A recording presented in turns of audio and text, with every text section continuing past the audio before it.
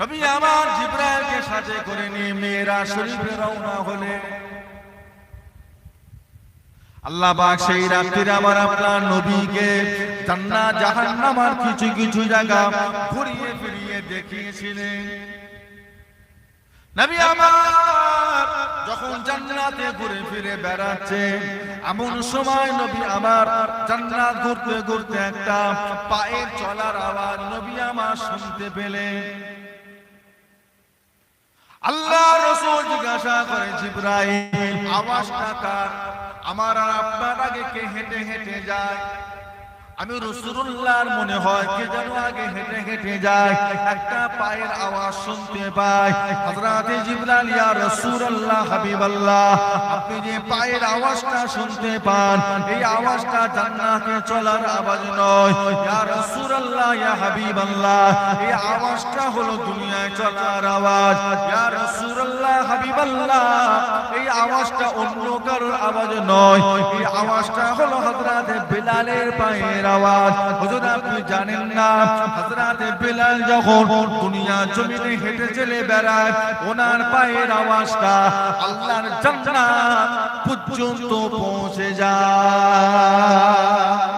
জোরে বলুন, ইয়া রাসূলুল্লাহ, ইয়া হাবিবাল্লাহ। হুজুর আপনি জানেন না, এখন হযরত বিলাল রাদিয়াল্লাহু তাআলা আনহু ওযু করে মদিনার মসজিদে নববী শরীফে তাহাজ্জুদের নামাজের জন্য যাচ্ছেন। এই যাওয়ার পায়ের আওয়াজটা আপনি আল্লাহ জান্নাত থেকে শুনতে পেয়েছেন। জোরে বলো, তাহাজ্জুদের নামাজ। তাহাজ্জুদের নামাজটা হলো আল্লাহর নবীদের নামাজ।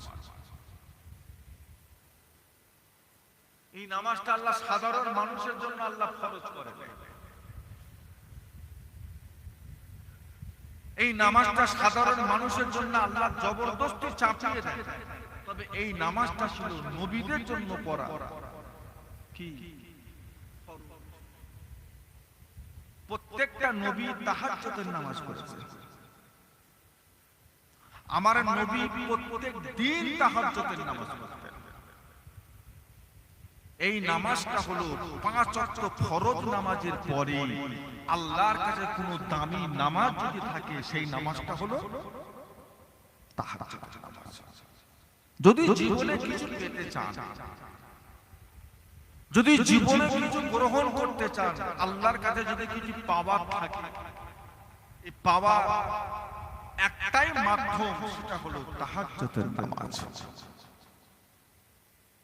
তাই বাবা যদি করে বলে যাব, সপ্তাহে 7 দিন না হলো 1 দিন করে।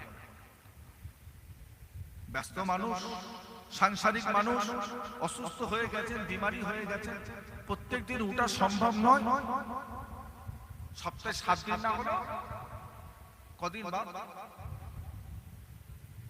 হুজুর করাকাত করব, যত আপনার ইচ্ছা, 2 পড়েন, 4 পড়েন, 6 পড়েন, 8 পড়েন, 10 পড়েন, 12 পড়েন, 2 থেকে 12 যেটা পড়বেন একটা ধরে। এই সপ্তাহে 2 রাকাত, পরের সপ্তাহে 4 রাকাত, তারপরে সপ্তাহে 6 রাকাত, আবার 2 রাকাত। এই অনিয়মী ইবাদত আল্লাহ পছন্দ করেন না। বান্দার নির্দিষ্ট নিয়মের ইবাদতটাও আমার আল্লাহ বড় পছন্দ করেন। যেটা করবে এক নিয়ম, মানুষকে দেখিয়ে একটা গোপনে করব, আর এটা আল্লাহ পছন্দ করে না। যেটা করবে একটা নিয়ম। বিলাল দুনিয়ায় হাঁটতে, আর তেনার পদধূলির আওয়াজটা কোথায় হতো? কথা বলে কোথায়? আল্লাহ জান্নাতে। পয়সার জোরে? ও বাবাজি, পয়সার জোরে, বংশের জোরে, রঙের জোরে, কিসের জোরে? কিসের জোরে? কেন? আল্লাহর নবীর কাছে বিলালের থেকে কি আর বড় কোনো সাহাবা ছিল না? আল্লাহর নবীর দরবারে এমনও সাহাবা ছিলেন, যে সাহাবার নবী হবার মতো ক্ষমতা ছিল না। ছিল কি না? আল্লাহ রাসূল বলেছিলেন বাবা সাহাবারা লা নবিয়া বাদি লাকানা ওমর। ও ভাইজানেরা, আল্লাহ রাসূল বললেন বাবারা লা নবিয়া বাদি, আমার পরে দুনিয়ায় আর কোন নবী হবে না। আল্লাহ পাক আমাকে শেষ নবী করে পাঠিয়েছেন। আমার পরে দুনিয়াতে আল্লাহ পাক আর কাউকে নবী করে পাঠাবেন না। তবে বাবারা শুনে রেখে দাও, লাকানা ওমর, আল্লাহ যদি আমার পরে দুনিয়ায় কাউকে নবী করে পাঠাতেন, হযরত ওমরকে আল্লাহ দুনিয়ার বুকে নবী করে পাঠাতেন। জোরে বলুন, জোরে বলুন। লা নবিয়া বা'দ, আমার পরে আর দুনিয়ায় কেউ নবী, তাতে সে শূন্যে ভাসো, মেঘের উপর ওড়ো, কি গো, আর পানির উপর নামাজ পিটিয়ে দিয়ে নামাজ পড়ো, আর তুমি যা খুশি তাই করো। তোমাকে ওলি বলবো, পীর বলবো, জাদুকর বলবো, সব বলবো, কি বলবো না? তুমি যত ম্যাজিক দেখাও, যত কেরামতি দেখাও, যত কিছুই দেখাও, নবী বলবো। আহলে সুন্নাত ওয়াল জামাতের বিশ্বাস, নবুয়তের দরজা আল্লাহ কি করেছে? তুমি যত ম্যাজিক দেখো, নবী বলবো। ঈমান রাখতে পারবেন তো? ও বাবা, দাজ্জাল যখন এসে যখন এক একটা কেরামতি দেখাবে, বাপকে কবর থেকে তুলে দেখাবে, বলবে এই পানি হবে, হ্যাঁ পারবেন তো? ওর কাছে নিজের ঈমানটা টিকিয়ে রাখতে, ওর প্রত্যেকটা নবী আলাইহিস সালাম তাদের উম্মাত থেকে দাজ্জাল সম্পর্কে সতর্ক করে গেছে। দাজ্জাল বলে একজন আসবে, ওর কাছ থেকে সাবধানে থাকিস। কোন নবী জামানায় আসেনি, এটা আমাদের নবীর জামানাতেও আসেনি। তবে আখিরি জামানার নবীর উম্মতদের কাছে দাজ্জাল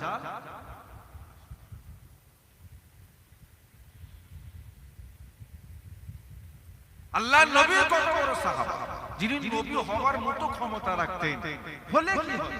তেনার পায়ের আওয়াজ কিন্তু জান্নাত পর্যন্ত, মানে হযরত ওমর ফারুকের আমল বিলালের আমল থেকে কম।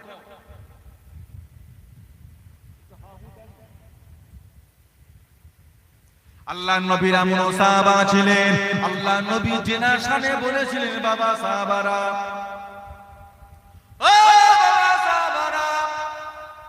তাম দুনিয়ার মানুষের জীবনের ঈমান আর আমলটা নিয়ে যদি তারি পাল্লার একদিকে রাখা হয়, আর আমার একটা এই সাহাবার জীবনের ঈমান আমলটা নিয়ে যদি তারি পাল্লার অপর দিকে রাখা হয়, তাম পৃথিবী মানুষের ঈমান আমলের পাল্লা হালকা হয়ে যাবে।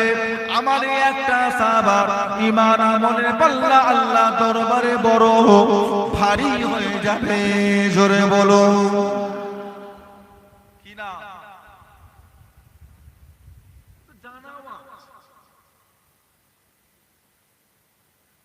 কত বড় মাপের সাহাবা। সাহাবাদের মধ্যে এমন একটা আবু বকর সাহাবা ছিলেন, যিনাকে স্বয়ং আল্লাহ নিজে সালাম দিয়েছিলেন। আল্লাহ নিজে জীবনে এমন কিছু ইবাদত তিনি করে গেছেন, কিয়ামত পর্যন্ত ওই রকম ইবাদত আর কেউ করতে পারবে না। এমন কিছু করে গেছেন। আল্লাহ নবী খালি একদিন নববীতে বসে বলেছিলেন, বাবা কার কাছে কি আছে ইসলামের জন্য দাও। সব সাহাবারা ঘরে গেছে, হ্যাঁ যিনি যেমন পেরেছেন, টাকা পয়সা, চাল ডাল, গম জব খেজুর। তুমি ক ভাগ দিয়েছো? হুজুর 4 ভাগের 1 ভাগ। তুমি ক ভাগ? হুজুর 4 ভাগের 2। তুমি ক ভাগ? 4 ভাগের 3 ভাগ। তুমি ক ভাগ? হুজুর অর্ধেক রেখেছি, অর্ধেক দিয়েছি। আবু বকর তুমি ক ভাগ? বলে হুজুর যা ছিল সব দিয়েছি। পারবো? কালকে যদি আপনাদের মসজিদের ইমাম যদি ঘোষণা করে এই মসজিদটা পাথর করা হবে, মসজিদটা 4টে এসি লাগানো হবে, 3 তলা করা হবে, মুসল্লি ধরছে না, যার কাছে যা আছে একটু ইসলামের জন্য আল্লাহর রাস্তায় দাও, আচ্ছা জীবনে সবটুকু দিতে পারবে?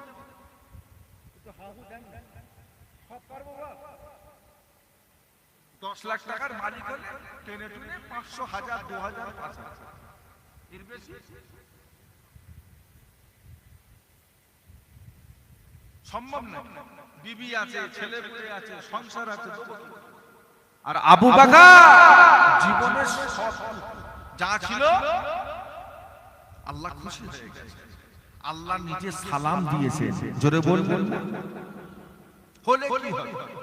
এত বড় মাপের সাহাবা দেখলে কি হবে? তেনার পায়ের আওয়াজ কিন্তু জান্নাত পর্যন্ত কার গেছে? কালো কালো টাকা নেই, পয়সা নেই, সাহাবে সুখ পায় থাকে নিজে থাকার মতো আমার বলে এক কামরা ঘর, এটা আমার নেই, থাকতো কোথা? সাহাবে সুফা নবাবী শরীফের পাশে রাসূল পাক একটা জায়গা করেছিলেন, যারা মাহারা বাপারা সাহাবা তাদের থাকার জন্য একটা ঘর করেছিলেন। ওই ঘরটার নাম আমার রাসূলুল্লাহ রেখেছিলেন আসহাবে সুফা। এটা হলো সুফিদের থাকার জায়গা। সুফি সুফি আসহাবে সুফা, সুফিদের জমা হলো সুফা। তাদের কেউ দাওয়াত করে নিয়ে গেলে খাওয়া হবে যখন বা, আর যদি কেউ দাওয়াত করে না ডাকে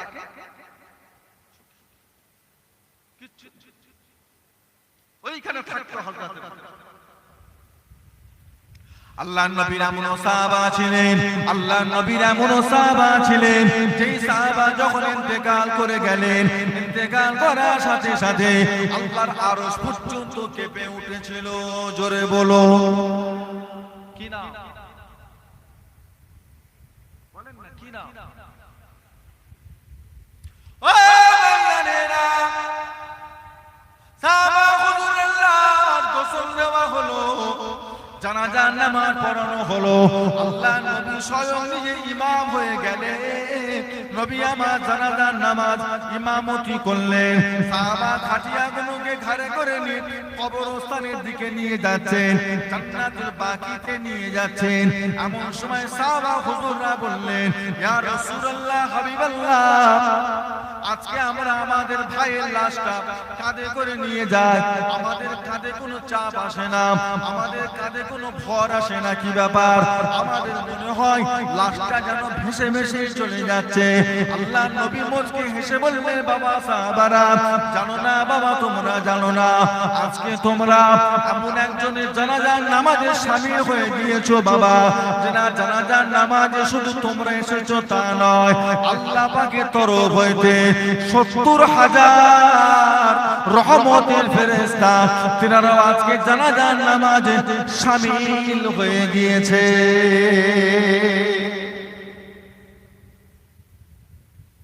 70,000।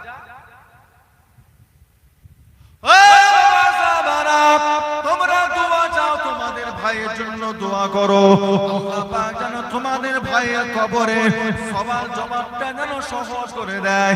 তোমরা তোমাদের ভাইয়ের জন্য দোয়া করো, আল্লাহ যেন তোমার ভাইয়ের কবরটাকে নূর আলা নূর বানিয়ে দেন। তোমরা তোমাদের ভাইয়ের জন্য দোয়া করো, আল্লাহ পাক তোমার ভাইয়ের কবর থেকে জান্নাতুল ফেরদাউস পর্যন্ত যেন একটা দরওয়াজা খুলে দেয়। জোরে বলো দোয়া।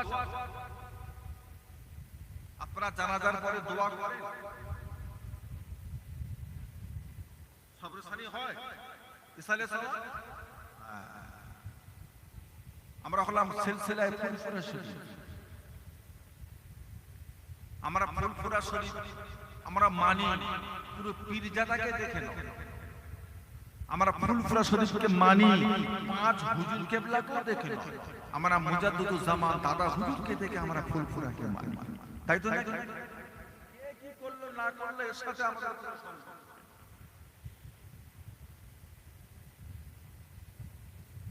20টা আওলাদ, 30টা আওলাদ, দুটো দেখা হতো, তাহলে আমি দাদা হুজুর ছিল হতে পারে।